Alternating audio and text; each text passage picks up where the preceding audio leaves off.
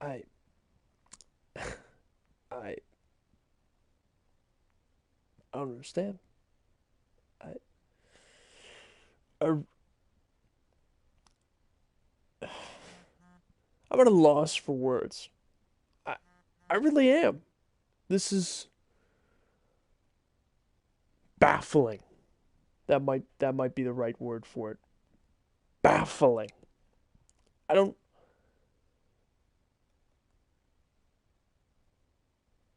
I don't know how you could dork it up.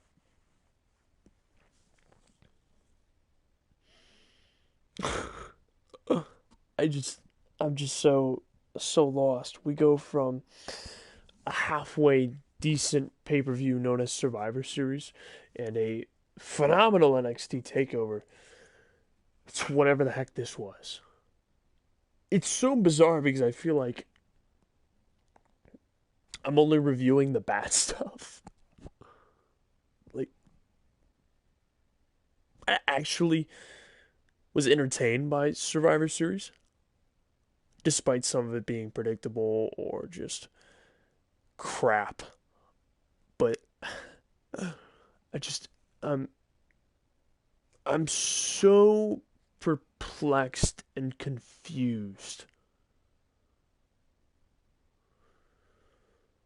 Ugh. It makes me want to stick an ice pick in my eye. You're telling me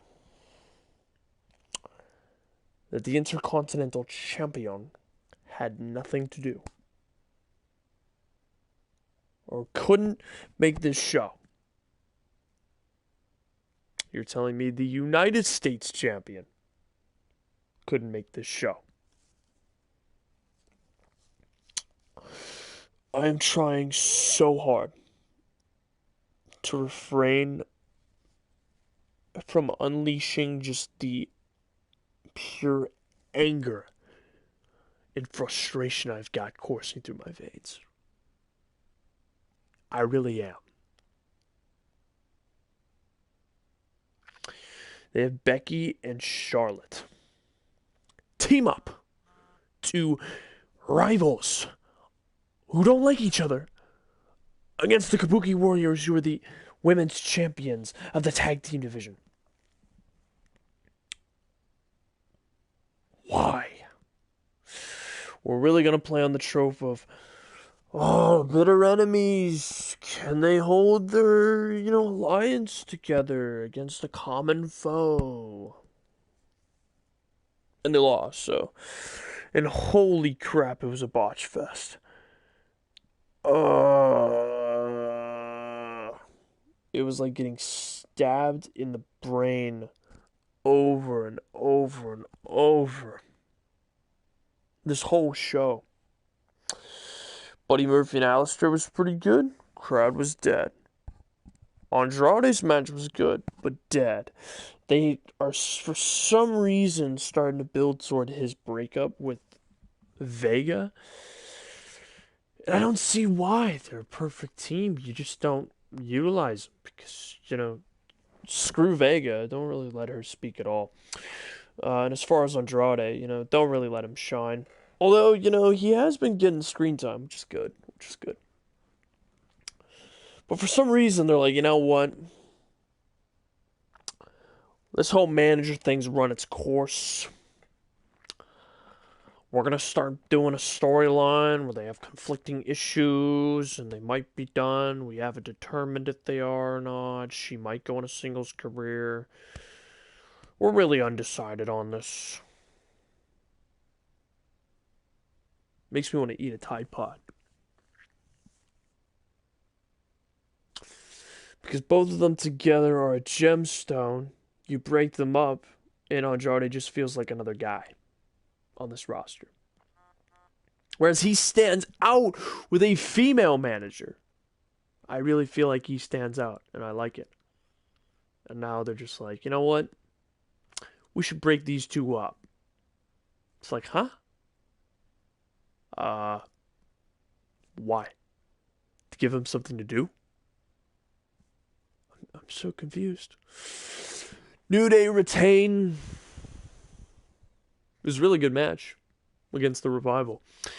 It's a no-brainer that those two teams are talented, even if you don't really like the New Day. And I'm not really entertained by them. Gosh dang, they can put on a good match. It makes me forget about the rest of the show and how crap it is. And I'm just genuinely thinking, wow, this is nice. This right here. This is nice. I like it. Let's keep this. Bray Wyatt versus The Miz. I'm really confused. And I like the Bray Wyatt character. But I'm so confused. I get it. They didn't want to do The Fiend. So they bring out Bray. Bray is this happy, jumpy guy who's just, nice. He's showing some anger, some aggression. Against The Miz, he managed to win. Kind of an awkward match because the crowd was dead. And then Bray just wins with his sister Abigail. After Miz beat the 10 count in the nick of time. Kind of an odd decision. Kind of an odd booking structure. Then Daniel Bryan comes out. Attacks him. Crowd pops. He takes off his hood. And we have the American Dragon back.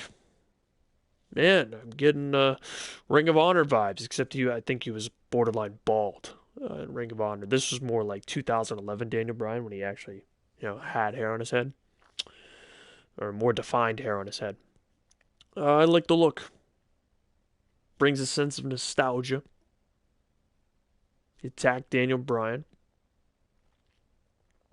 Daniel Bryan attacked Bray Wyatt.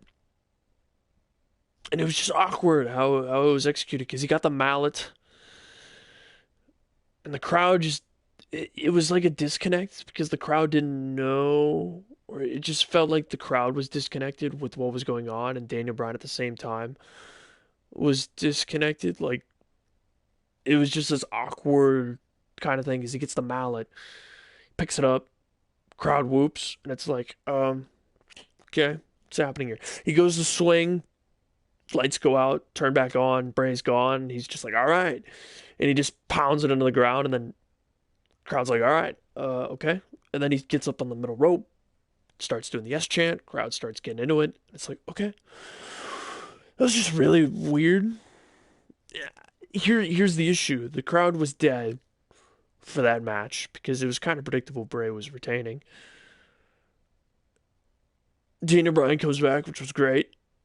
And then it was just like kind of weird. I don't know how to describe it. You'd have to look at it to get it. It's just how the pacing was of just that segment after the match where it was like, okay, all right, what are we doing? He takes off his hood, the crowd cheers, and then he like walks up slowly, grabs Bray's wrist, and then just stomps his head. And it was like, okay, but he paused right before it. And he looks at the crowds. It's like, are we looking for the reaction? What's happening here? I don't know. Don't know. Still, it was cool to see the new look of Daniel Bryan. It was not the worst match of the night. Here's the weird thing.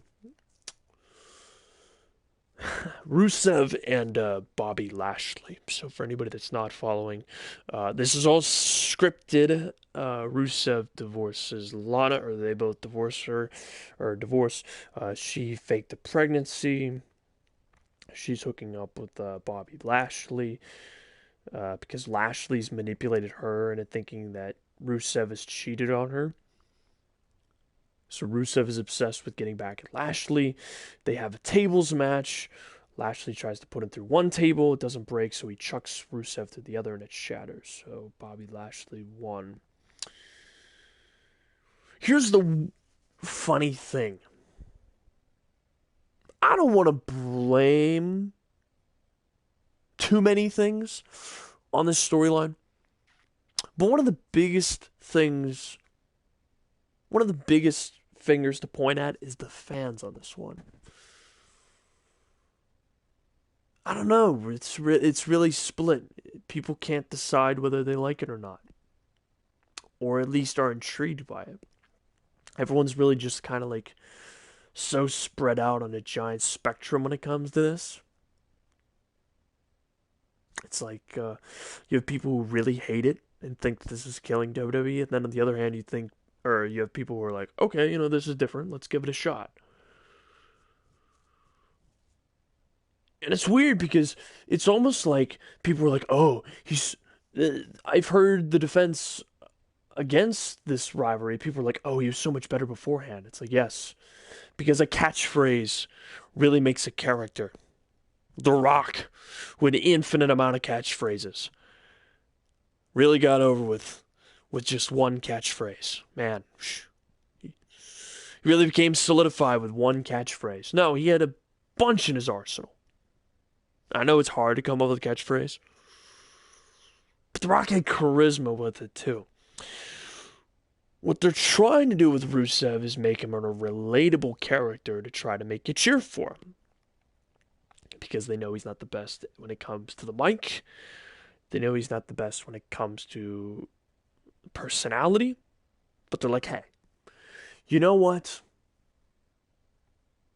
We'll try to make him feel like a three-dimensional character or larger than just a stupid catchphrase.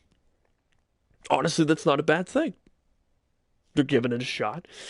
And instantly people are like, nah, this is stupid. Oh my gosh, a cringy divorce. Ah! Crying like little children. My gosh. It's wrestling. We're going to pretend that the Godfather never existed in wrestling? Where he dragged out pimps? Really?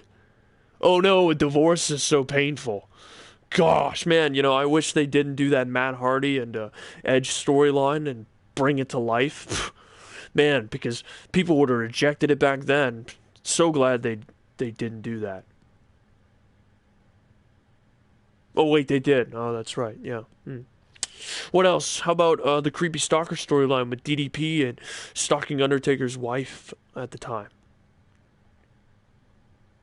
Oh, that happened? Oh yeah, it did. Yeah. That's not worse than this. I'm sorry, that storyline was entertaining to me at the time, watching it. Why? Because DDP nailed it and Undertaker nailed it. Actually, it was pretty interesting. Rusev actually feels like he's pretty genuine on the mic. He actually feels like he's a character, a three-dimensional person. Lana feels like a stick, a piece of driftwood in the wind or in the water, just flowing downstream. Uninteresting on the mic. And really hasn't sold this storyline, which is part of the problem. She's making it very cringy, awkward to listen to. Lashley's good. Lashley's alright. I take that back. Lashley's alright. Rusev is probably the most genuine guy on the mic in this three-person feud. It was just a weird match. The crowd wasn't really into it. And once again, I don't want to blame the fans on this one, but there's so much hate. There's so much divisiveness over this. It feels like I'm watching a Star Wars film made by Disney. Fans can't make up their mind on what they want. And honestly, I've got my own opinion. But it's just fun to listen to everybody rave about how, that sucks. Or, all right, let's see where this goes.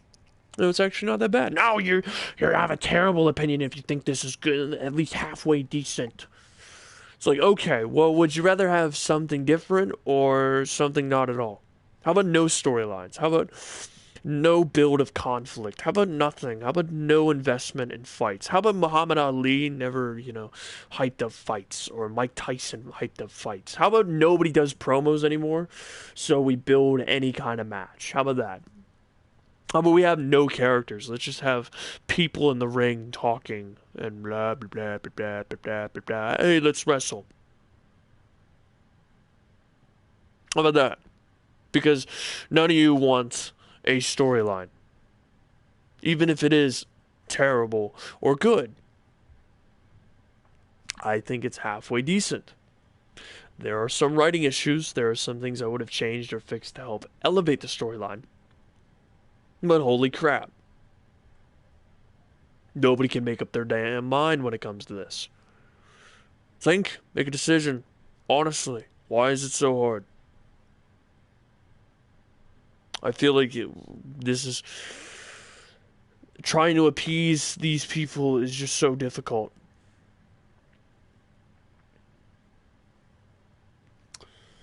Ugh, whatever. TLC. It was interesting. There's been some like one or two decent shows by WWE this year on the main roster. And then everything else has just kind of like been okay, there's a match or two that we can take away from this, or just flat out sucks. Yeah. Yeah, the New Day and Revival were kind of the takeaway from this. I actually genuinely like that match. There's a botch here and there, and notice how I'm not even talking about the Roman Reigns and Corbin storyline, because let's just take what Corbin did in the King of the Ring and throw it in the trash. However, he did win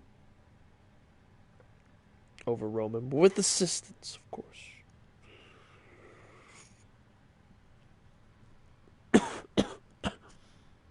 He needed assistance, which, is kind of a heelish thing to do. Oh, but Roman had dog food dumped on him like 2 weeks beforehand. He comes back, destroys the locker room, assaults security, puts them through everything. How am I supposed to cheer for a guy that's just going to beat the living crap out of security?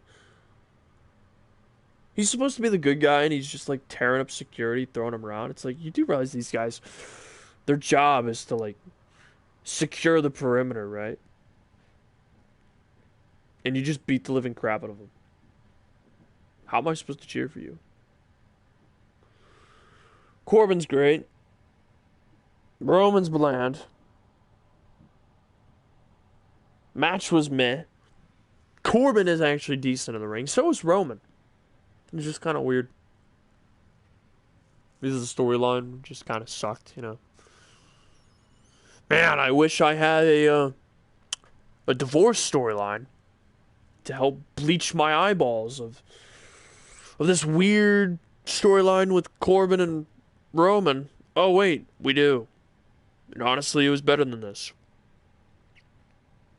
And then they just ended the show in a brawl for no reason after the women fought. Like they're still fighting. Roman's salty that he lost to a bunch of guys. It's like, dude, okay, all right. This pay-per-view was lackluster. It just honestly felt like WWE kind of just told the fans, you know what? 3 of our singles champions just didn't want to work Sunday. Bray Wyatt was the only one that showed up, but he lost his mask in the luggage. Brock didn't want to show up because we're only paying him for X amount of days out of the year. Nakamura didn't have a feud because who knows why. Let's think. The United States champion, Rey Mysterio, yeah, we didn't want him to show up. Man, they didn't want any people to defend their titles tonight. It's really weird. It's an anomaly. Really bizarre. I feel like I learned a lot from this show. I really feel like it was educational. I really feel like we learned something. Holy crap, Royal Rumble's gonna suck. If this is the momentum rolling toward it. Here's a bright idea, WWE. Which they're probably gonna do this. Bring Brock back. Build him up for a feud match for Royal Rumble. Give Bray Wyatt an interesting rivalry going into the Rumble. Oh, I don't know. Put the IC title on the show. Put the United States title on the show. Give those 4 matches the main course of time. And then, put in the women's matches. If you can. Maybe tag team. The problem is there's so many belts. You know, if you're not going to do the tag team titles, then have on the show, then you better have them be defending it quite a bit on the build up toward Royal Rumble and afterwards. Or have those said tag team champions compete in the Rumble. Even if they're not going to win, at least you're giving them something to do. Give them screen time. That's what you got to do.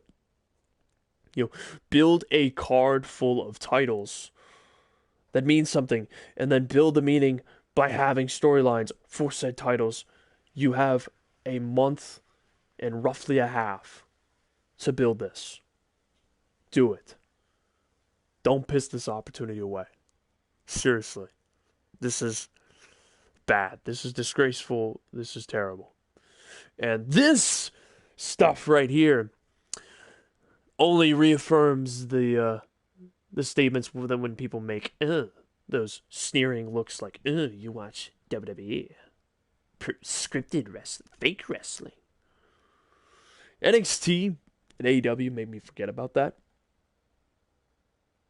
This kind of stuff reaffirms it when you half-effort everything. 90% of things. Really felt like it was a rush pay-per-view. Really felt like it was lackluster in terms of build. Yeah, it was pretty bad. There was a few takeaway matches that were either meh or pretty good. And I would say Alistair and Buddy Murphy was good. I liked it. Andrade versus Humberto, I think that's his name. You know, not bad. I just hate the whole breakup of Vega that's happening. And New Day versus Revival was the highlight for me. Everything else was either a botch fest, terrible storyline, or the fans didn't really give a crap. And that third one refers to Rusev and Lana, because Rusev, Lana, and Bobby Lashley. Because honestly, wasn't the best match. I wouldn't have done a tables match. I really just would have had a street fight. I feel like that's more fitting for their feud. I really would have had like a street fight where they said screw TLC, but you still could have used tables, ladders, and chairs, like bridging ladders, tables, chairs, light stuff, a few things on fire. I don't know, break down some barricades, bring out some kendo sticks, chairs, put somebody through an announce table. I don't know. Both of these guys are better than this. I feel like they underperformed. From their capabilities, I know they're both better than that. But, yeah. They were pretty underwhelming. And the main event just felt kind of flat. Like, it just fizzled out. Thank goodness the Kabuki Warriors retained, and then, some weird brawl at the end of the show. Yeah. And Daniel Bryan's new look, the American Dragon's back, which was another good highlight. Bray Wyatt, they just executed weird. I don't know. Nonetheless, that's my thoughts on TLC. I know it's not as in-depth as you all would like. But yeah, that's my thoughts. If you disagree, agree, or want to listen to it, go right ahead. Feel free. Let me know what you think down below. Honestly, I feel like I should start critiquing the good and the bad, because right now I'm only really critiquing the bad, and it's bad. It's bad. I don't know if this is as bad as Hell in a Cell, but it's pretty darn close on my list.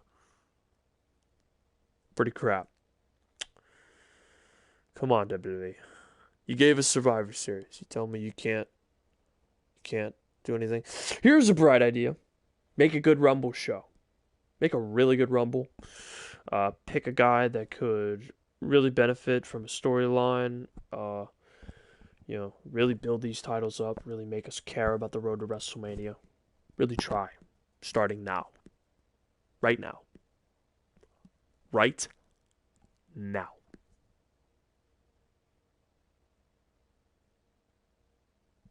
That's my thoughts. Thank you all for watching. If you do, leave a like and subscribe to the channel. Of course, if you choose, you don't have to. It's fine. I understand. But most importantly, suit up, Mad Army. See you next time.